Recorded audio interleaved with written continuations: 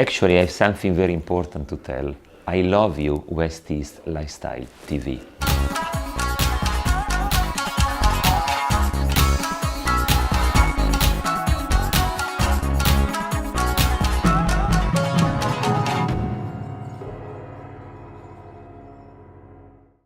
Is even better than ever. The quality of the work, no, the quality of your work is fantastic. Really. Thank you so much. Thank you so much. And also, now I send you catwalk. Yes. Tomorrow when I Sì. see you, I give you everything. No worry. Okay? Big kiss. Thank you so much. Good. Try to rest. Bye. 新的一年才来没多久，时尚圈就大风吹了一大轮。不知道大家有没有听到最近的一个大消息，就是 Alessandro Sartori 即将离开 Berluti 回归到旧东家 Zegna 的消息。时光匆匆，我还记得5年前 LVMH 小王子 Antoine Arnault 成为 Berluti 执行长后，他就力邀 Sartori 为这个以定制鞋起家的百年品牌 Berluti 来注入新的灵魂。5年下来，他新颖活泼的风格不但叫好，而且很叫座。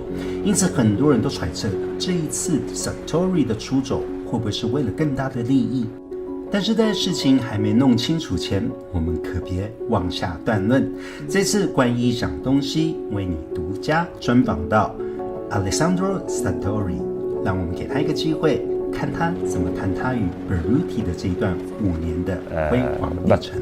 Even more than that, when I was at my design school in Milano, after the high school, I was browsing around to shop the iconic products of a brand I loved. And as far as Berluti, I remember I came to Paris with a friend of mine and I saved all the money to buy one Berluti shoe that was the Andy loafer, the loafer designed by Olga Berluti for Andy Warhol. I really loved that shoe and I was wearing it for many times. So when I got the call from Antoine Arnault to start this journey together, to design this beautiful brand and to start to design the pret-à-porter, I really thought it was important to come because it was part of my heritage. 除了学生时期就是 Berluti 的粉丝之外，很多人都不知道Alessandro Sartori 的母亲其实是位裁缝，所以定制工艺在他的心目中比什么都还重要。而事实上，在他加入 Berluti 以前，他已经在意大利西服定制品牌 Zegna 担任了7年的艺术总监。他丰富的经验加上相同的理念，也难怪当初 Antoine Arnault 会放心的把这个百年品牌除旧布新的重责大任交给他。Are two completely different targets. Because one is a much younger, fashionable brand, and this is a crafted and made brand in the luxury market. 我想大家都知道，接管一个经典品牌的压力该会有多大。就像 Ralph Simon 跟 Dior、John Galliano 跟 Maison Martin Margiela， 还有最新的 Demna Gvasalia 和 Balenciaga 例子比比皆是。更何况从一个没有做过成衣系列的经典品牌开始呢？一切都要无中生有，一切都要重新开始，可想而知当年 Sartori 的压力有多大。Depends from season to season. There is not a specific rule. Of course, I need to like what I see, what I imagine, the vision I have. And I keep working a lot on the inspiration because I think it's really important to adapt it not only to the brand but also according to the moment, to what you feel. 而今年与刺青艺术家 Scott Campbell 合作的2016年秋冬系列发想其实有迹可循。他告诉我们，其实 Berluti 在2001年开始就提供让消费者压制图案在鞋包上的客制服务，只是这一次发展到了皮肤上。他说，时装就像男人的鞋一样，都是男人的第二层皮肤，有赖于得体的搭配，才能理直气壮地去追求更好、更想要的生活。I entitled the collection A Trip to Marfa because I did this travel to Marfa in Texas myself, and this was last August. and it was a really, really nice travel. I enjoyed so much. I found beautiful colors, a lot of nice materials. I saw the Chinati Foundation, that is the foundation of Donald Judd, the famous American artist. So I was really inspired by that, and that's why I decided to entitle a trip to Marfa. On top of this, I'm a friend since a long time with Scott Campbell, and I gave him a call saying, I think this collection might be the right one to work together. And this is what we started together, this Winter 16 collection. 而事实上，为了找寻 Berluti 绅士真正的模样， Sartori 花了很多时间到 Berluti 店上去观察 Berluti 的客户。他说，他们都各不相同，各有各自的风格，却拥有某些共同点。I always thought that the men I like the most were men very chic, very sophisticated, very stylish, but with a little mistake. Because if not, the image could be boring, as in reality.